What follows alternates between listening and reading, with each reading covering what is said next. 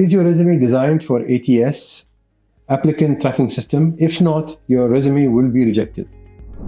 Part 1. Most organizations today have started using ATS systems to sort through the thousands and thousands of resumes they receive on a regular basis. It is very important for your resume to be ATS compliant, so that the system can actually look through your resume and actually put it for the job.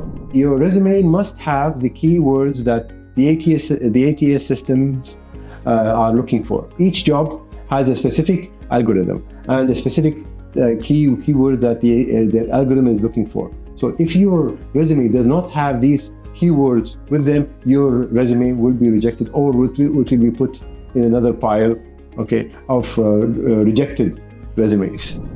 Finding the keywords is very important. Now, how to check the keyword that the algorithm is looking for?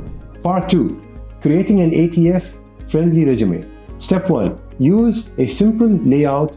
Transform your existing resume to fit the job, basically to fit the job you're looking for. Step 2, optimize for keywords. Enhance your resumes to focus on the key optimization of the words which the ATS system is looking for. Step 3, avoid using images or graphics. This will make your resume unreadable by the ATS system, and it will reject it.